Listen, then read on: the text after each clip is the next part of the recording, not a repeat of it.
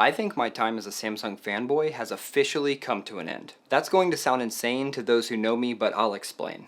I love technology. More specifically, I love innovation and seeing how brands push the limits by trying new things. I remember being at the gym and seeing a commercial for the first iPhone. I could not wait to give up my Sidekick 3 and get a phone that combined itself with my iPod. And I continued buying every model of iPhone through the 4GS before it really occurred to me the innovation I loved just wasn't there anymore. So finally ready to look outside of Apple products, I made the jump to Samsung's Galaxy line and never questioned going back. I spent the next 7 years of my life getting more and more ingrained in the Samsung ecosystem while staying closely familiar with Apple products due to my wife's undying love for them. Simply put, Samsung was pumping out the innovation I was craving, and even though many of the features wouldn't last more than a generation or two, they were trying new things, and that's all I wanted. So year after year, I would pre-order the new models, sometimes without fully researching the features, which brings me to my current phone, the S21 Ultra. So with the S21 Ultra, they actually removed two of the most important features, at least to me. The ability to use micro SD cards, and their payment technology called MST. For those unfamiliar with MST, it basically allowed you to make payments with your phone just about everywhere. This was because it did not rely on terminals to have hardware capable of accepting NFC payments, but instead would simulate a magnetic stripe on a card. This meant that if the terminal was equipped with a magnetic stripe reader, which all of them were, you could make payments with Samsung Pay. Now, this may have been something unavoidable as the card issuer landscape is changing. For example, MasterCard has announced that starting in 2024, they will begin phasing out magnetic stripes from their cards, with them being completely gone by 2033. I've never really considered a Google phone, even though they are the makers of Android, until I caught the highlights from the most recent Google I/O. With that being said, I ordered the Pixel 7 Pro and would like to unbox it with you today. Let's go. All right, we're gonna get right into it. I have the Pixel 7 Pro here in snow. I'm a big fan of white phones. I like to buy white phones and buy clear cases. I would get my trusty knife, but I think you can just pull these tabs and open this right up. So probably safer. Maybe I'll just put the knife away. And let's get right into it. So they're not messing around. They're going right for it. As soon as you open it, the phone is right there. I've never really held or owned a Google phone, so I don't know what I'm expecting, but this looks really good.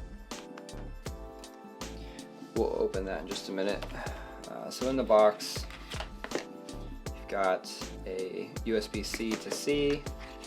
You've got a dongle that converts C to an A, little booklets here. I don't even know, this isn't even instructions, this is just your legal crap. SIM card ejection tool. Set these off to the side, and I think that's it. Yep, that's all that's in the box. The actual unboxing, the box itself is lackluster. Pretty much all phones are the same nowadays.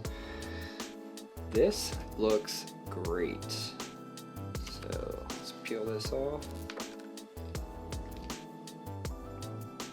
I like the nice rounded edges.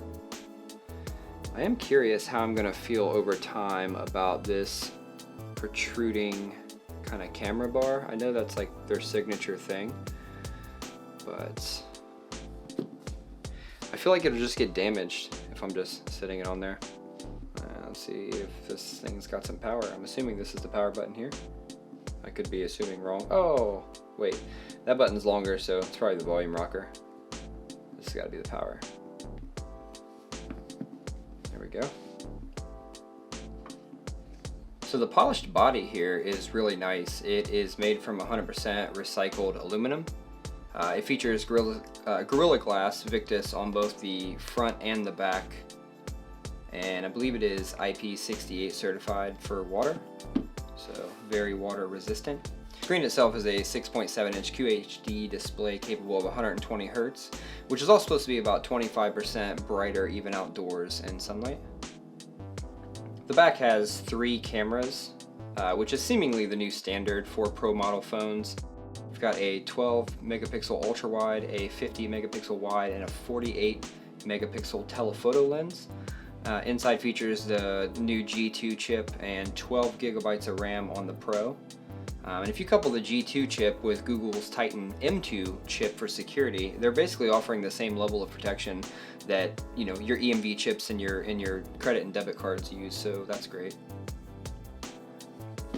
I know that this phone also offers a under glass thumbprint, so similar to my Samsung Galaxy, as well as Face Unlock, which I've never really used Face Unlock. I mean, it engages and I swipe my phone and it works, but I never intentionally use Face Unlock. I've always been more fond of the thumbprint. They also claim that the battery can last up to 72 hours. We will obviously put that to the test. And then some other key features that they highlighted as far as software were Google's Real Tone. So for the cameras, better represents the nuances of more skin tones, which is great. You also have photo unblur, which is very impressive. It can actually unblur photos that were taken on previous generation phones. So take your old iPhone 5 and some photo that you really liked and throw it in here and unblur it.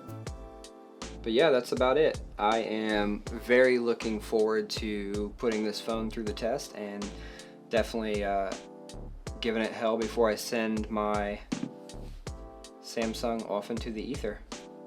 I plan on doing more of these unboxings, so if you like what you see, please give a new channel a chance. I'm not claiming to be the foremost expert on everything. There's plenty of places you can go for that, but I am an everyday user and I love technology, so follow with me on this new journey.